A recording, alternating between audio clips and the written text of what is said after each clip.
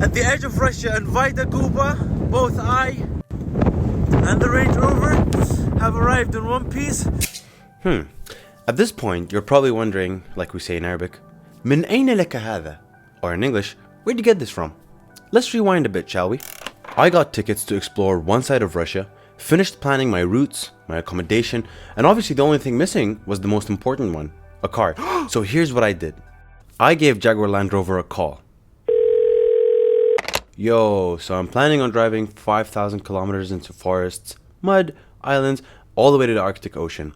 Can I get a car for that? I'll need it for like 2 weeks. Okay. Done. Yes!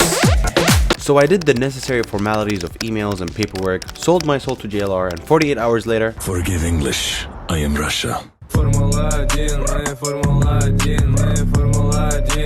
Jaguar Land Rover Russia provided me with a Vogue Westminster Black.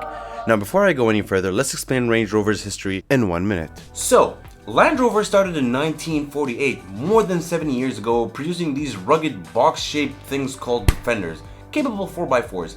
22 years later, in 1970, they introduced the Range Rover Classic. And that wasn't a luxurious vehicle. Features like power steering, AC, leather seats, wooden trims were introduced much later. يعني موت الكرف, it was not a luxurious SUV. Fast forward, second generation, the P38, also nicknamed Pegasus, was introduced in 1994. This is where Range Rover really started looking like a Range Rover. It had things like electronic air suspension, ABS, satellite navigation, a better chassis, and a better drivetrain. And because BMW owned Land Rover at that time, the P38 had a 6-cylinder turbo diesel with electronic fuel injection shared by many BMWs, including the E38 7 Series.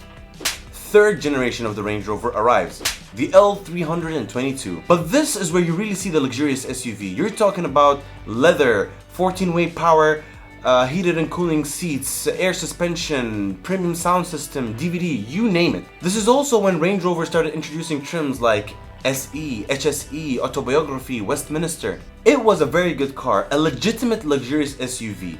Good? Here in Moscow, we've got the fourth and current generation of the Range Rover Vogue, the L405, which is nearly 10 years old, first debuted in 2012. It's been through a lot of changes and facelifts, and it's going to be replaced by the end of this year or maybe the next. And you're here in this video for that car. Let me take it off the tripod and take you through exactly what I got from JLR Russia. This is the Range Rover Vogue Westminster Black D300. Let me run you through its numbers and its specifications. First things first, you get to the front of the car and you can hear.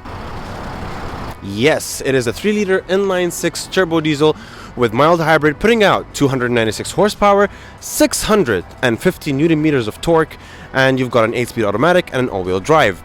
In terms of the exterior, it's specced with Portofino blue, Kahli, and the Westminster Black package basically blacks out all your chromes and your accents, and even your 21-inch wheels are blacked out. It goes without saying that the interior is quite something. You get into it, it is classy, it is luxurious, filled with leather, and it is quite filled with technology. But let me tell you about the colors. This is ivory. So you've got ivory and you've got ebony. Ebony. And part of the Westminster Black package is that you've got suede roof liner. In front of you, you've got a digital instrument cluster. You've got your infotainment system over here, and you've got car controls like climate and driving modes and off-road modes, and even your heating and cooling. Both seats in the front are heating and cooling, 20-way seat electrical adjustment. And in the back, you've got heating and cooling as well. And it is also quite spacious. Not to forget, we've got a panoramic sunroof. And now that you're all caught up and you know what I'm driving, let's start the journey. I got the Vogue, stayed in Moscow for 4 days, explored the city, and also first started to experience the presence of the car and its drivability. Moscow has a mix of big, comfortable lanes and tight, bumpy inner roads. Things like the automatic park assist and its 360 camera system came in handy. Maybe even the start-stop function, which everyone hates. That's probably because Moscow is cold and it didn't turn the AC into a blow dryer every now and then. Now, I did have an issue with the outdated infotainment, and by outdated I mean this is a 2021 model and it's got the last generation user interface, which is a bit laggy here and there. Now, the Range Rover Evoque and the Velar, the Land Rover Discovery and the Defender all have the new minimalistic, easy to use PV Pro, which is a user interface that is much faster and much more smoother than this. I'm not really fussed about it because it's going to be until the end of the year, and when the new model comes out, it's definitely going to have the PV Pro, if not something much better. After Moscow, I went to the Tula region, which is a 5-hour drive from the capital. There I was able to try the off-road capabilities of the car for the first time. I had to go through forests and muddy fields to get to a retro car museum where there are tons of forgotten Soviet cars. Let's talk about first impressions. With the touch of a button, I engage Mud and Ruts program, one of the many off-road modes the Vogue has to offer. You immediately feel the engine and transmission change, the car prepares its ride height, suspension, and differential to cut through whatever you'll throw at it. The instrument cluster, infotainment system, and even the heads-up display visually aids you to understand what the car is doing. And just like that, driving the car was a breeze. There was no electronic intervention that felt over-intrusive, and that's perfect for drivers who aren't skilled off the tarmac. And boy did the Vogue drive through the mud. It was very civilized, it was very controllable, and it did what it needed to do easily. When I was done with Tula, I headed to St. Petersburg. I used the M11 highway from Moscow to St. Petersburg. It is a new toll road that was opened in 2018-2019. So it's new tarmac, it was pretty smooth, pretty easy to drive on. Now, there's not much to talk about. It was a standard 7-hour drive, but what I did get out of it was I knew how comfortable it is. The seats are comfortable. I could sit for 7 hours and not have back pains. It also made me very confident because I'm driving 150 kilometers per hour and the winds don't affect the car at all, and wind noise is kept to a minimal. So it was a beautiful 7 hours, and it just made me solidify how luxurious, comfortable, and confident the Vogue makes you feel. In St. Petersburg, I didn't have the time or the capability of driving the car in the city. I preferred to walk and enjoy its history. However, in the very little time that I did drive the car, I really enjoyed the existence of the panoramic sunroof and how much of a difference it makes when you're in such a beautiful looking city.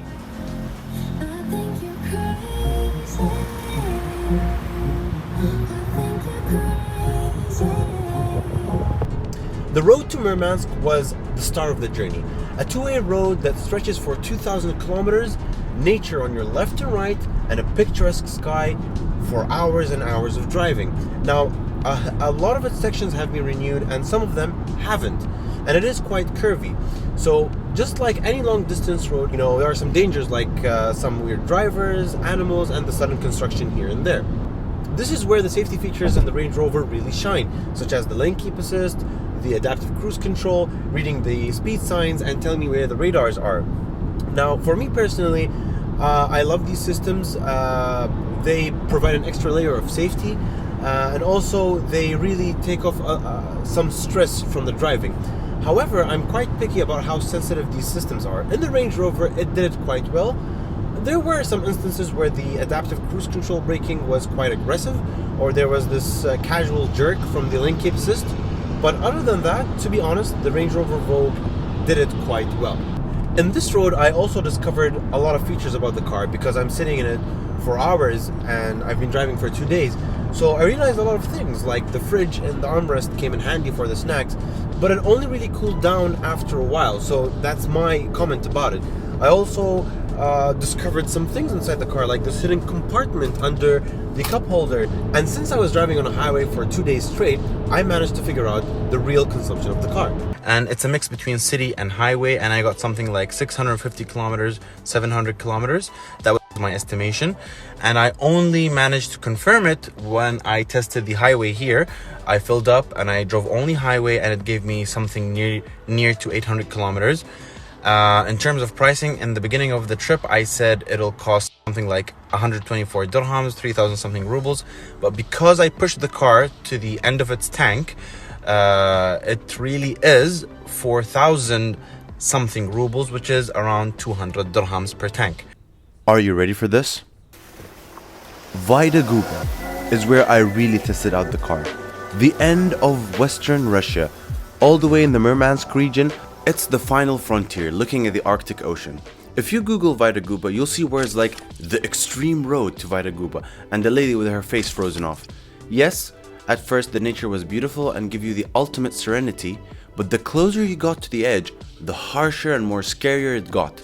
The Vogue had to go through 3 hours of muddy, unpaved roads with tons of potholes, going up and down jagged rocks. And it's taking forever because, as you can see, the roads are very unhospitable. Not to mention swim through deep waters. There's a very good reason why this badge exists in the Range Rover Vogue. I've been driving for 3 hours in the unhospitable terrain of Vaida, the edge of Russia, and the car has handled it beautifully. This is the last 10 minutes, and as you can see, it is doing it without any hesitation, without any problems.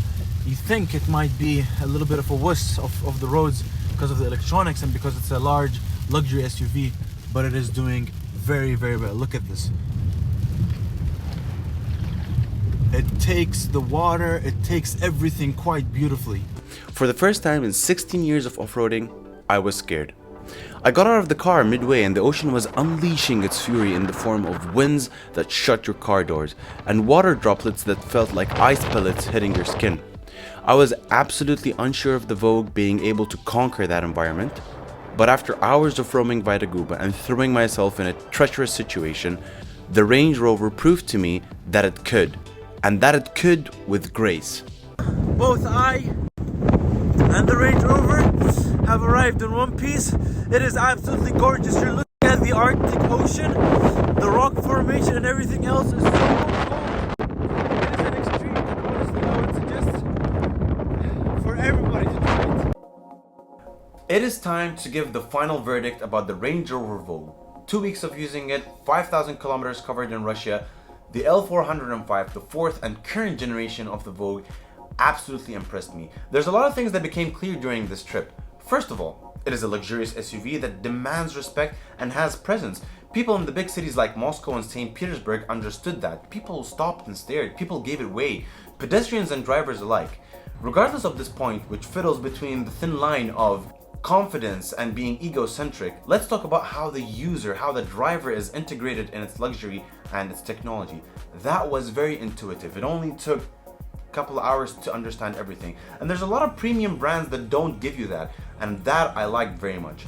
Second thing that became super clear was its drivability. On the road, it was like floating on clouds. On the highways and even through the weird turns of the country roads, even though it's heavy, you cannot feel that. It gives you 100% confidence. I really wish there was something negative to talk about in terms of driving it. Even though it had a turbo diesel that does 300 horsepower, it could pick itself up. And the all-wheel drive system played a huge role on how stable it is on the road. Where the Vogue really impressed me was off the road. The Land Rover 4x4 capabilities and its DNA was absolutely present in the luxurious sub-brand Range Rover. It took all the obstacles, all the mud, all the potholes, all the jagged rocks, all the water that I could throw at it. And I was honestly very skeptical. I was very scared that, I'm gonna end up with a broken car, but behold, 5,000 kilometers later, it ran perfectly. There was no aftermath in throwing the car in this very hostile environment. Yes, no car is perfect. Yes, we had the laggy infotainment sometimes, but that's pretty much it in terms of my feedback towards the car. Drivability, handling, power, off-road capabilities, the space and the luxury that you have inside the car. I really wish I could find something that's bad to talk about. And only now I understand why it's popular in places where it's very affordable to get it, like Dubai, Moscow, the US, because it is a perfect all-rounder. It's a limousine, it's an off-roader, it's a luxury statement. You can take your family and friends. The real question is, would I buy it? Would I recommend anybody to buy it? Definitely 100%, if he could afford the price tag. Now, I think that's the biggest downside of the car, the price tag. It's much more expensive than its competitors like the X7 and the Q8 and the GLS, and it's just below the Urus and the Bentayga and things like that. It is so expensive that it's in a category of its own, and I don't think that the service is going to be any cheaper. Is it worth the price tag? In my opinion, yes, but I think with a lower price tag, there would be more people buying the car. And that pretty much sums up my journey with the Range Rover Vogue and what I feel about it. See you on the next one.